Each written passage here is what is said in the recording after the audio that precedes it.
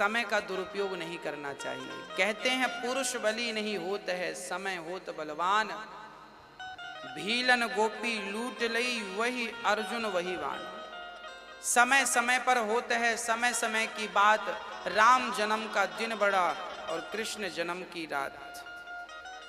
हाँ, इसलिए कहते हैं कि आप अपने आप को हर समय के अनुकूल बना लीजिएगा। यहां पर हम आपको छोटी सी ये शिक्षा जरूर आपको देना चाहेंगे कि आप अपनी बेटी को सारा काम करना सिखा दीजिए। आपकी बेटी कल को पराए घर जाएगी, जरूरी छोड़ी है भाई। माँ बाप तो चाहते हैं कि मैं अच्छे घर पे विवाह करूंगा। तो जनक जी ने भी कौन से बुरे घर में विवाह किया? जनक जी ने सीता का विवाह तो राम से किया। राम तो अच्छे थे और अयोध्या में कमी नहीं थी, पर समय फिर भी बन पड़ा और जंगल जाना पड़ा।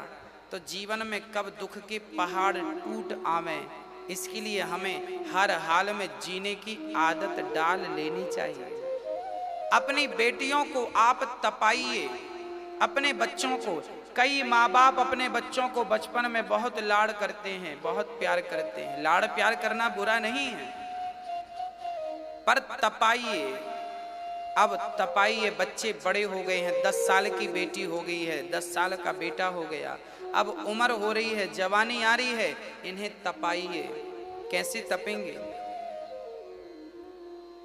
घर का काम, आपकी बेटी को रोटी बनाना आना चाहिए।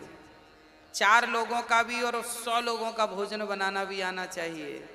हाँ, फूलों में पली बढ़ी क्यों ना हो, पर मजबूत तो होना चाहिए हर व्यक्ति को।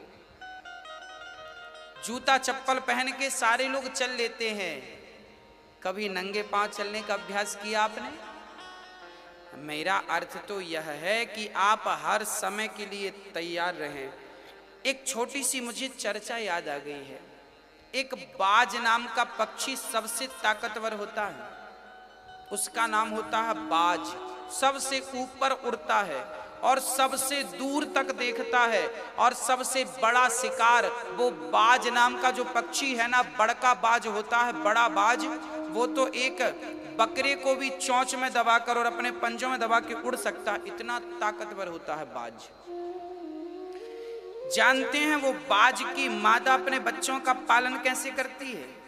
जब बाज की मादा अंडे देती है ना, तो घोंसला वो बबूल के कांटे लाती है।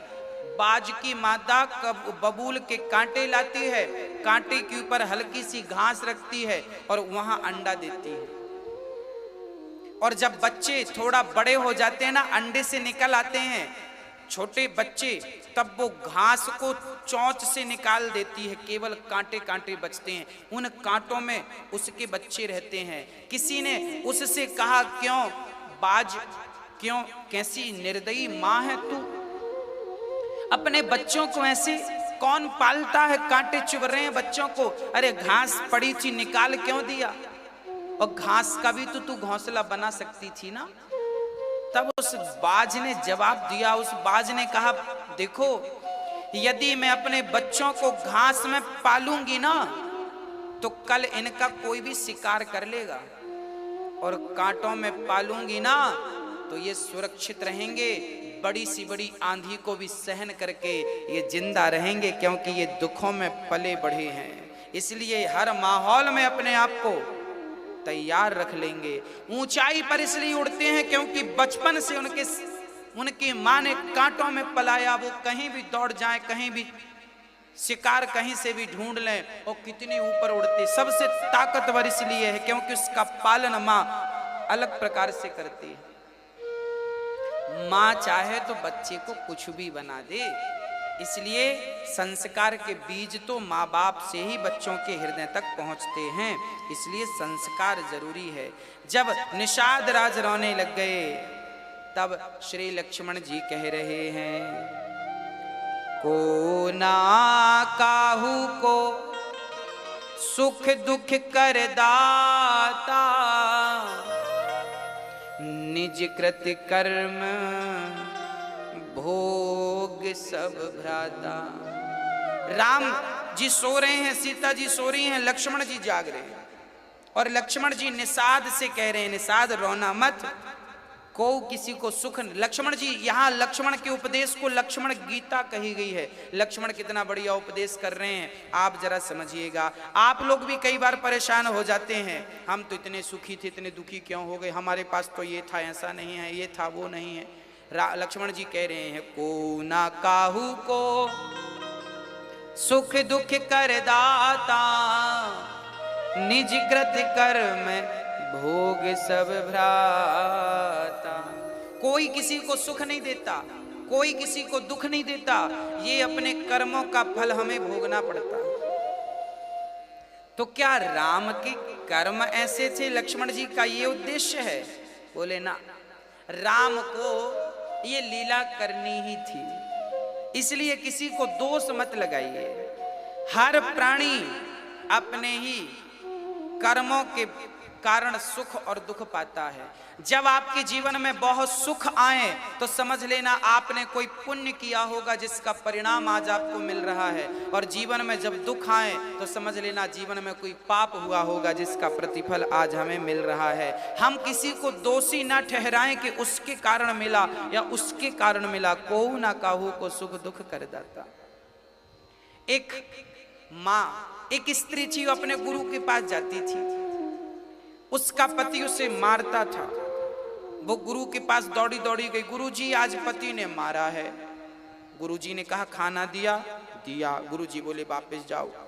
दूसरे दिन फिर दौड़ी दौड़ी, गुरुजी आज पति ने बहुत मारा। गुरुजी ने कहा खाना दिया? दिया, जाओ।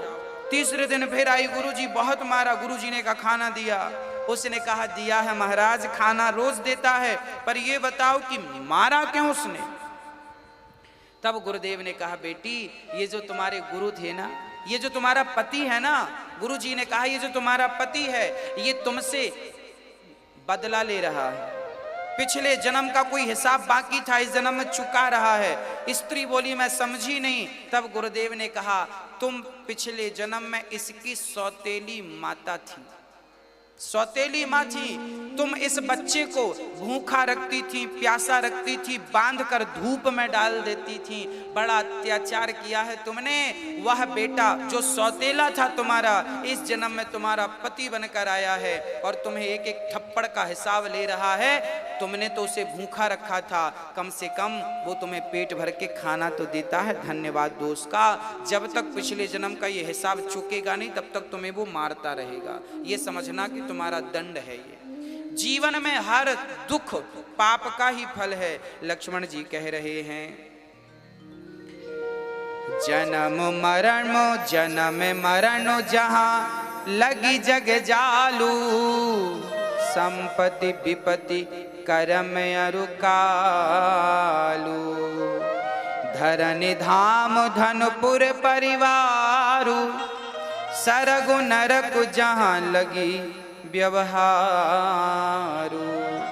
ये संसार में तुम जो देख रहे हो, स्वर्ग है, नरक है, सुख है, दुख है, पति है, पत्नी है, परिवार है, ये सब पिछले जन्म का हिसाब किताब लोग यहाँ चुकाने आते हैं। और जिसका जब चुक जाते हैं,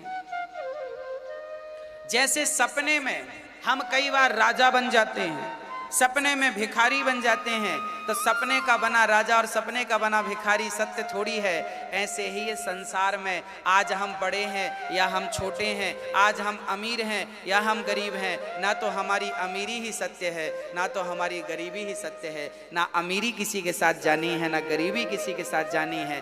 अच्छा बुरा इंसान का किया हुआ कर्म, अच्छा पुण्य, अच्छा पाप उसके संग जाता है। इसलिए कोशिश कर लीजिए जब तक जिंदा है, किसी का दिल ना दुखाइए, किसी को सताइए मत, बाकी फिर आगे जो होगा सब देख लेंगे। आप अपने मति गति के अनुसार किसी का बुरा मत कीजिएगा।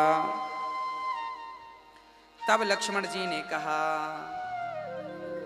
धर्म न दूसर सत्य समाना, आगम निगम पुराण बखाना।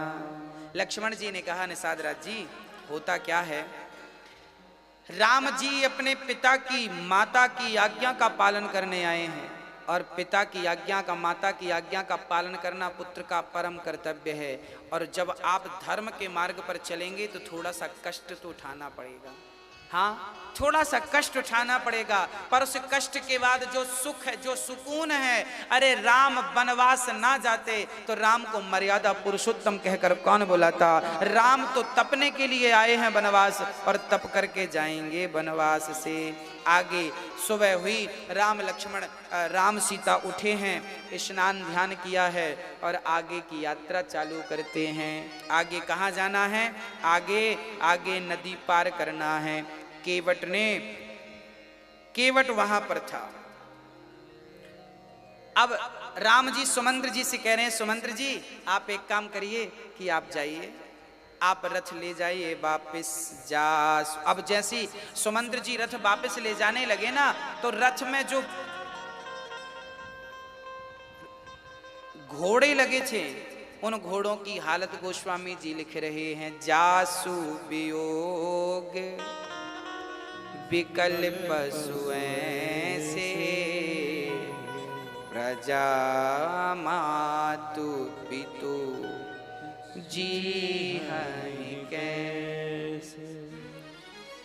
बरे बस राम सुमंत्र पठाए, सुर सरि तीर आप तब आए। राम जी ने अब सुमंत्र जी से हाथ जोड़कर कहा, आप जाइए और पिता को समझाइए कि वो रोए ना, मैं वापस आऊंगा। सुमंत्र जी वापस जा रहे हैं पर घोड़े तैयार नहीं हैं। अरे राम के वियोग में घोड़ों की ये हालत थी कि घोड़े मुड़ने को तैयार नहीं, घोड़ों की आंखों से झरझर आंसू निकल रहे थे। जिनके वियोग में घोड़ों की ये हालत थी, उनके वियोग में उनके माता पिता की क्या हालत रही होगी ना मैं अपनी वाणी से सुना सकता हूँ। आप महसूस करिए, एक भाव बनाइए कि कितना अपार दुख रहा होगा। हाँ, कितना कष्ट रहा होगा माँ को, पिता को। जब राम वनवास आए, वो घोड़े जो रथ पर जुते थे वो मुड़ने को तैयार नहीं है। राम के लिए बस राम की तरफ निहार रहे, देख रहे हैं और बार बार हिन हिना कर राम जी को देखते हैं, जबरदस्ती मोड़ रहे हैं उन्हें। तब गंगा के किनारे आए और राम जी ने केवट को आवाज लगाई, मांगे नाव ना केवट आना, कहीं तुम्हारे मरम में जाना। मांगी नाव, क्या कहा राम जी ने? भैया केवट, ओ केवट यहाँ आओ।